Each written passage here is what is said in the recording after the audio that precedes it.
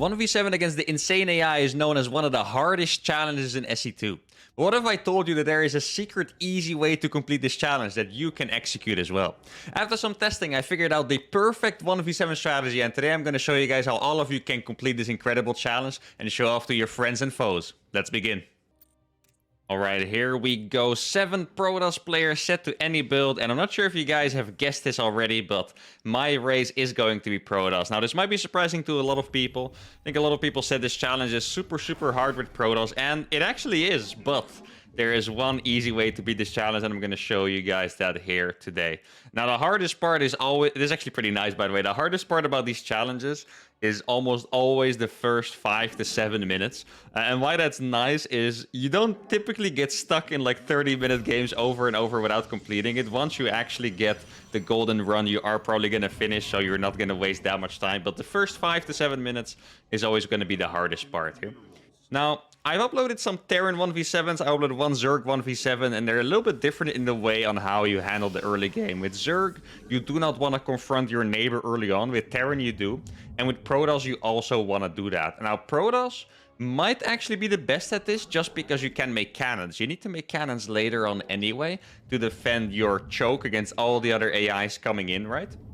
But you can also use them to bait your neighbor and kill all of the probes early on. And that's where Protoss is very good. Now, you might think, like, how are you going to bait your neighbor by playing Nexus first? I think Nexus first is very good. It might actually be the best builder for Protoss in all these 1v7 challenges, because you can get cannons fast out anyway.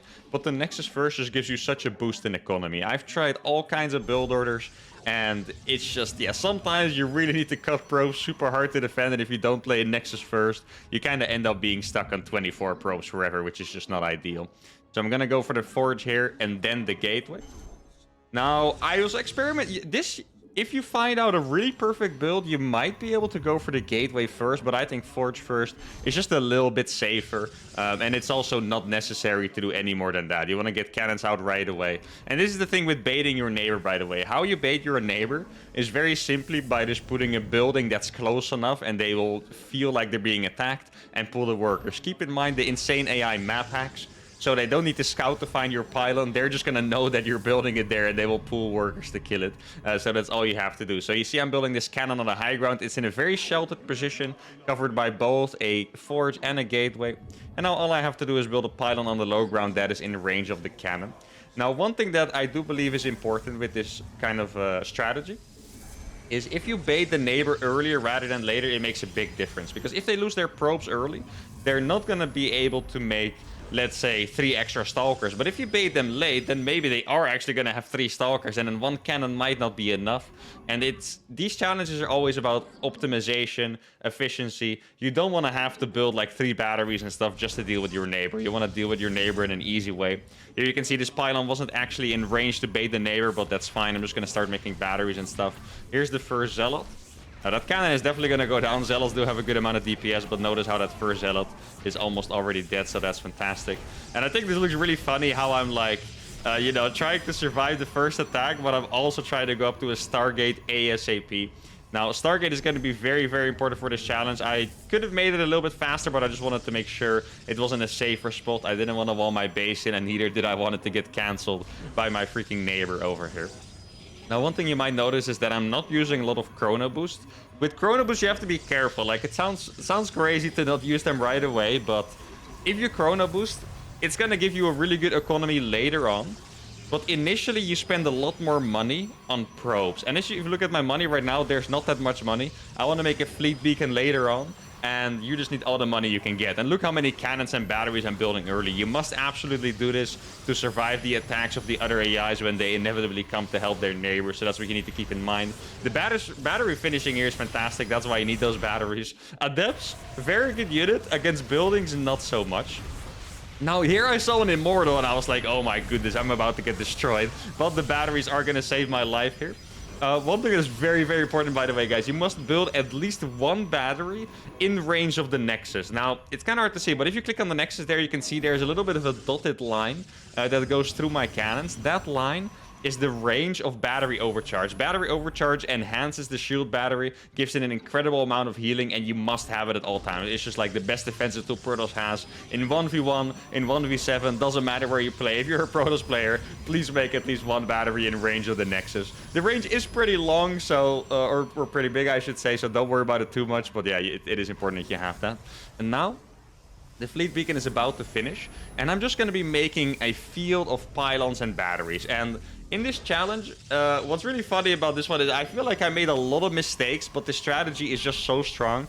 This is all the most important things. Look at how I'm managing the economy. I really didn't make that many probes. I got a cannon field up, I got a fleet beacon, and now I'm going to be making a mothership, and that's where it all comes together. Now, ideally, I would also make some carriers, but I have to admit, I didn't figure out a build order that was strong enough that I could actually afford carriers right away too. So I'm just going to be focused on defending here. And this is why the strategy is so good. You don't necessarily have to optimize your economy to the max as long as it's good enough. Like, trust me, I know a lot of you guys are going to try this and have like no pros and be like, uThermal lied to us. But no, what I mean is it doesn't have to be perfect. It needs to be decent, or more than that is fine, as long as you get this cannon forest with batteries up and then a mothership before we can move on to the next stage of the game. Now, this is also where saving Chrono Boost really comes in handy, because you can Chrono Boost that mothership non-stop, and then at some point I can use them for carriers as well. There used to actually be an upgrade on the fleet beacon for carriers, but I think they might have removed that at some point. Or you know, everyone is just forgetting it, but I think the fact that they removed it is probably a way more likely explanation here. And there I'm going to start my first carrier. Something that you want to do if you play carriers always, it's the same in this challenge, same in 1v1. You always want to get air upgrades at some point, because carriers, I think they attack like 8 or 10 times a second or something like that, so every single attack is going to get extra damage. If you have to choose between armor or attack, you would always get the attack as well.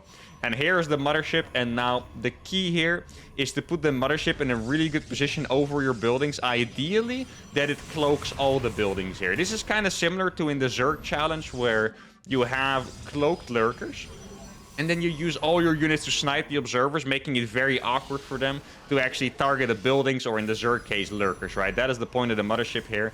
And now I'm going to start working towards getting a extra base. I'm going to make a second Stargate here to get some more carriers out. At this point, you could probably get the second Stargate a bit faster, or you could go for the third Nexus as you wish. Now, the army my neighbor has is actually pretty big. I didn't expect it to be that big. Sometimes, if you handle the early game a little bit better, you can bait some more probes and stuff out of your neighbor, and then you can actually kill them. So in this scenario, this was not literally the best run. I think I really could have done a better job at dealing with my neighbor, but the most important part is that we got to our cannon forest. We didn't take too much damage from his immortal or anything like that, and we got ourselves into a decent spot. And now I'm going to be starting my third base. You don't have to worry too much about getting a fourth base, like, especially if you do the Terran challenges, you really want to make sure you kill the neighbor for the reason that you want to mine from his base.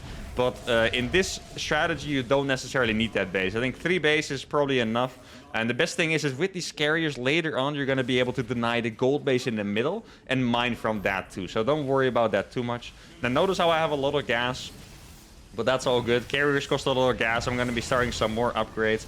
And this is where carriers are really good. You can just fly back. This is the kind of micro you want to be doing. You don't want to be too confident and fly your carriers in and just kind of lose them or lose the interceptors too easily. So now I'm going to recharge my interceptors, keep it above my cannons, and then just start attacking these carriers. And here you can see where the cannons are really good against. Every single observer has gone down and has forced my opponent back. And now, 8 minutes in, all the other AIs are going to be attacking here. And the most important thing here is simply keeping the mothership over the cannons. And the carriers, okay, this is actually the important part that you might need to pay attention for and have like some, you know, at least hotkey the carriers and control them well, is you want to use the carriers to target the observers immediately. Because a lot of time the observers are not in range of the cannons, but carriers have really good range, so you can just target down the observers like that.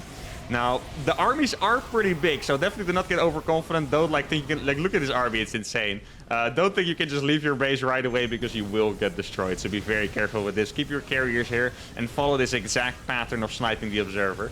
Now, this is actually getting a little bit annoying. I kind of wish I made some more cannons and stuff on the right side, because these immortals, and I think at some point also zealots are going to be killing my probes here, which is quite annoying. But I mean, as long as the observers get sniped, at least my main setup is going to be fine, and that is most what matters. Now, obviously, I said your economy doesn't have to be perfect. Doesn't mean you want to be giving up a base like this, right? So if I would lose my third base, then it already gets pretty problematic. Now here myself, I opted to go for a second cybernetics core for mass air upgrades, This is something that I haven't figured out perfectly.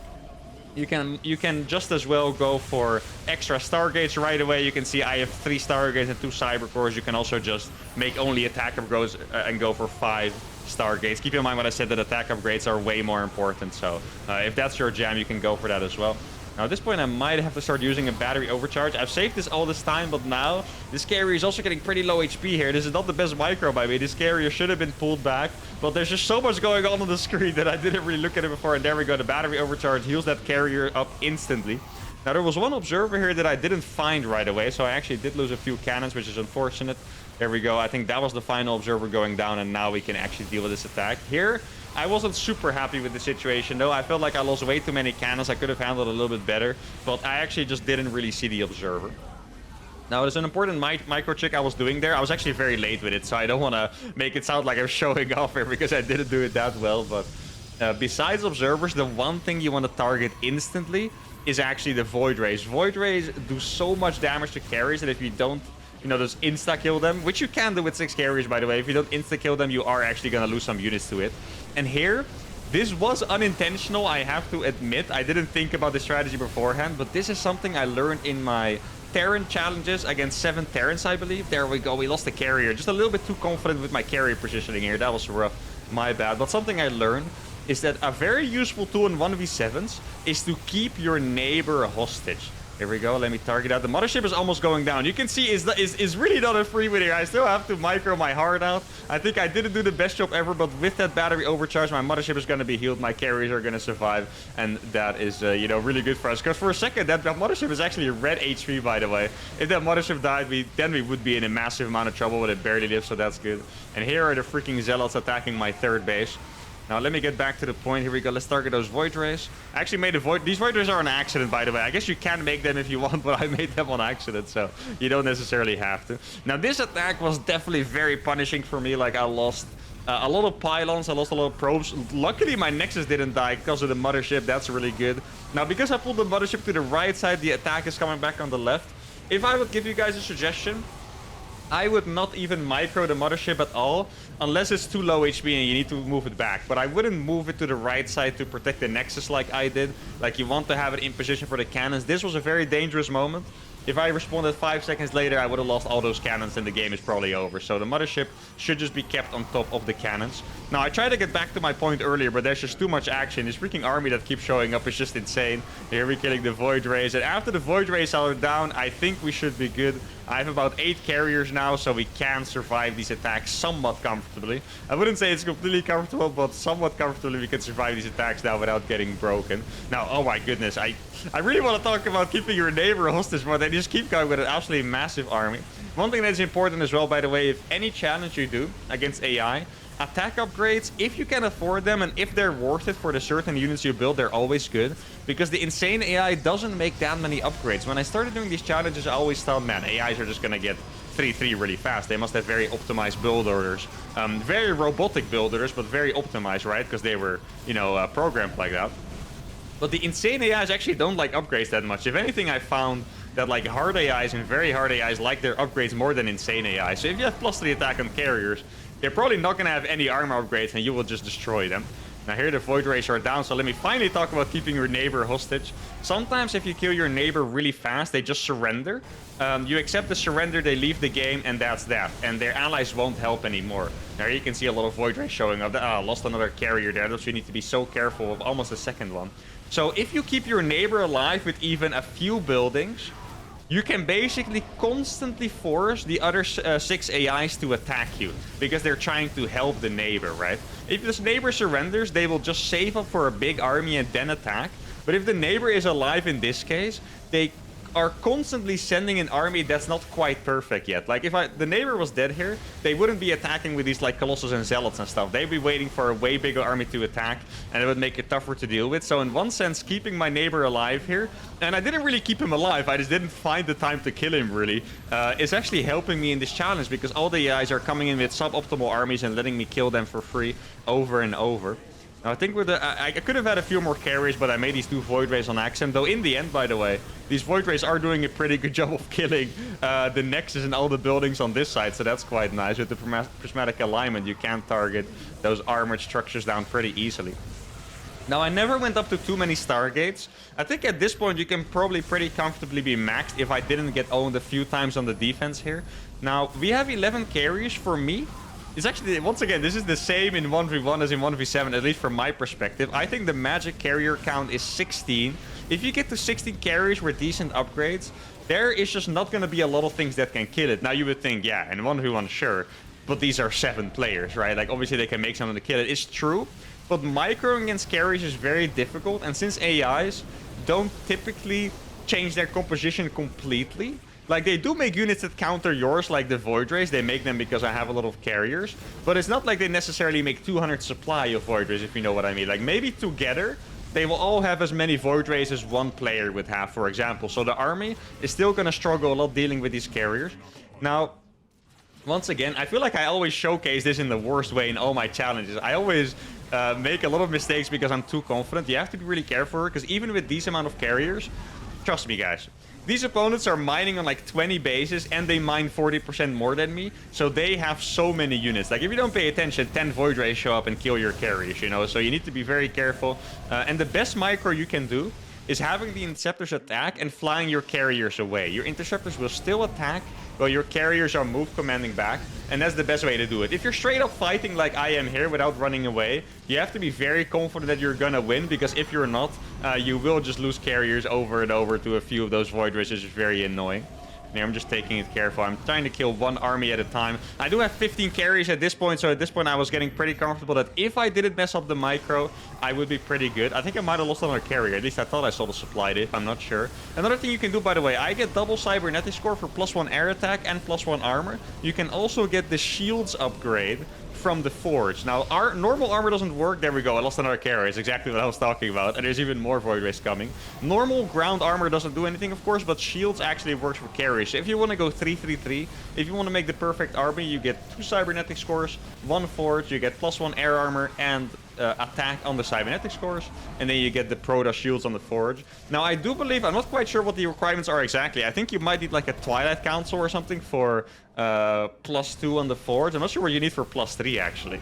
Is it like a fleet beacon or a Templar Archives or something? I can't believe I forgot that just now. That's pretty crazy.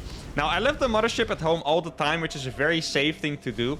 But once you realize your army can overpower them without flying back to the cannons, you can actually bring the mothership along and cloak your carriers, because it's only going to make it harder and harder for them. Now, bringing the mothership along is not 100% as strong as it would be on the defense, because you don't have detection yourself.